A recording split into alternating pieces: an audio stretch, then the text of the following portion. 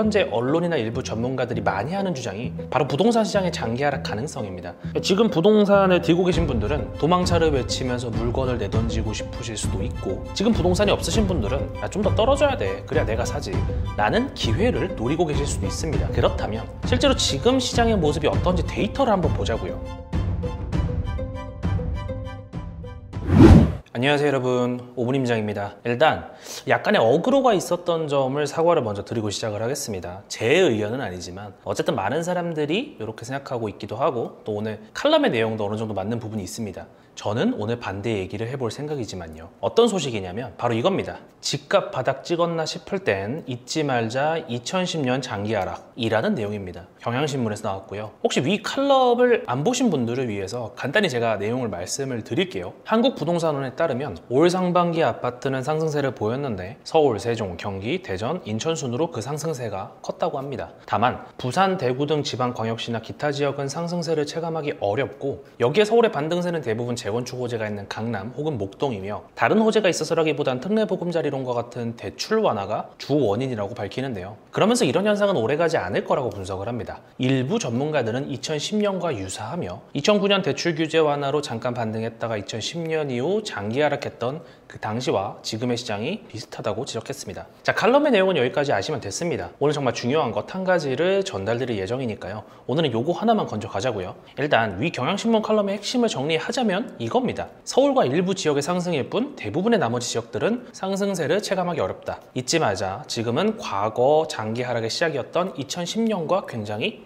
유사하다 라는 겁니다. 실제로 현재 언론이나 일부 전문가들이 많이 하는 주장이 바로 부동산 시장의 장기 하락 가능성입니다. 실제로 어떻게 될지는 모릅니다. 장기 하락할 수도 있고 오히려 반등이 세게 일어날 수도 있죠. 그렇다면 실제로 지금 시장의 모습이 어떤지 데이터를 한번 보자고요.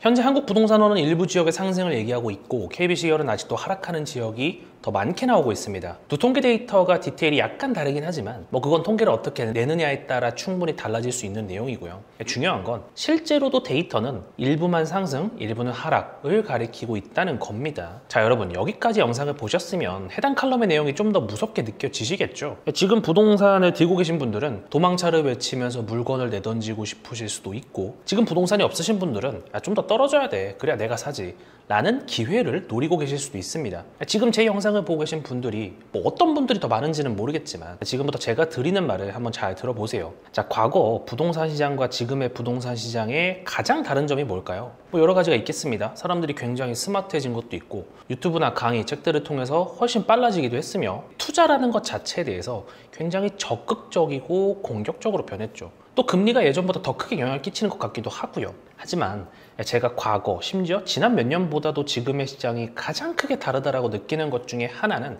바로 시장의 커플링화입니다. 모든 지역이 같이 움직이고 심지어 매매와 전세도 같이 움직이는 그런 걸 커플링이 됐다고 합니다. 반대로 다 따로 움직이는 걸 디커플링이라고 하고요.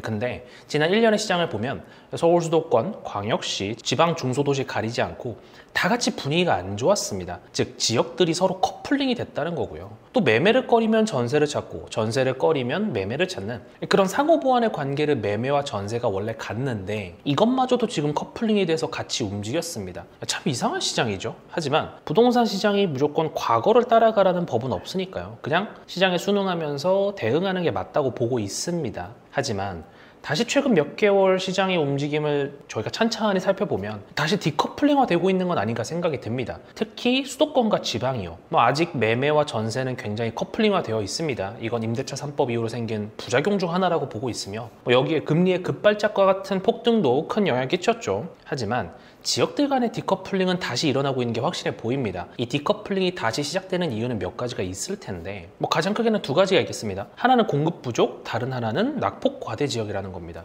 이 전자인 공급 부족은 다시 말하면 수요가 공급보다 많다는 걸 의미합니다. 공급이 현재 얼마가 많이 쌓여있든 간에 사려고 하는 사람이 이 공급보다 많다면 이는 공급 부족과 연결이 되는 거죠. 후자인 낙폭 과대 지역은 전자하고는 약간 다릅니다. 공급이 많고 혹은 수요가 아주 탄탄하지는 않더라도 지금까지 너무나도 많이 떨어졌다면 이에 대한 반발 매수가 들어오기도 합니다. 동탄과 송도 같은 지역이 대표적이라고 할 수 있겠습니다. 물론 동탄과 송도는 수요가 탄탄한 지역이긴 합니다. 하지만 서울만큼은 아니죠. 그리고 서울보다 공급도 훨씬 많은데 앞으로 입주가 많이 기다리고 있는데 반발 매수가 이런 지역들로 들어왔습니다. 왜요? 지금까지 너무 많이 떨어졌으니까요.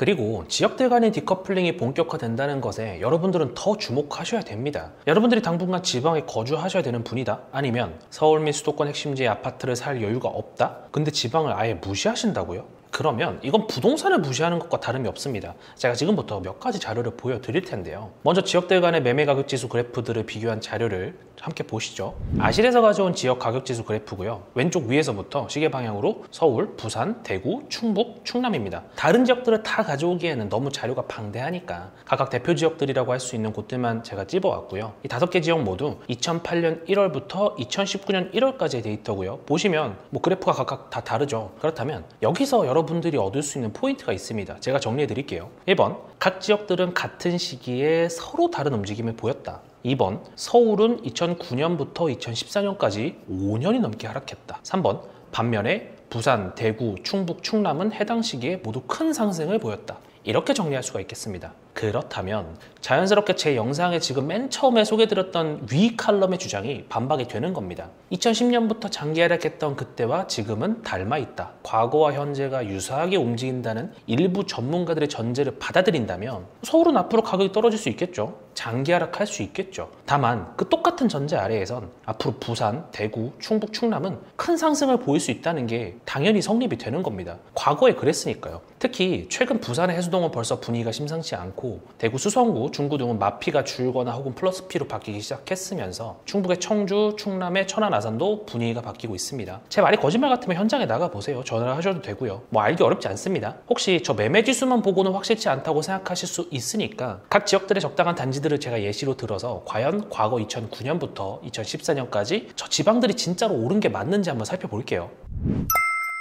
자, 먼저 부산입니다. 해운대구 좌동에 있는 벽산 1차고요. 장산역 가까이에 있는 실거주도 좋으면서 투자자들도 선호하는 단지들 중 하나입니다. 2008년부터 무려 2017년까지 올랐으며 상승률은 189%, 차익은 2억 5천만 원에 이릅니다. 그 다음은 대구입니다. 수성구에 있는 보성타운이고요. 구축이고 대장급 입지라고는 또 할 수 없지만 어쨌든 범사만삼 학원가를 이용할 수 있는 단지이며 절대가가 저렴해서 투자자들도 많이 좋아하는 그런 단지인데요. 2008년부터 무려 2020년까지 올랐으며 상승률은 113%, 차익은 2억 3천에 이릅니다. 그 다음은 충북의 청주입니다. 청주에서도 흥덕구에 있는 하복대현대 2차고요. 구축 중에선 청주에서 가장 선호되는 단지 중 하나라고 할 수 있습니다. 2008년부터 2014년까지 올랐으며 상승률은 90%, 차익은 9,700만 원에 이릅니다. 마지막은 충남의 천안입니다. 천안에서도 서북구에 있는 쌍용 월봉청솔 1단지고요. 솔직히 천안에서 그렇게 좋은 입지라고 할 수도 없고 또 구축에 평수도 작습니다만 적은 갭으로도 투자가 가능하고 절대 가격이 워낙 저렴하면서 전세 수요가 또 많으니까 투자자들이 워낙 좋아하는 단지죠. 2008년부터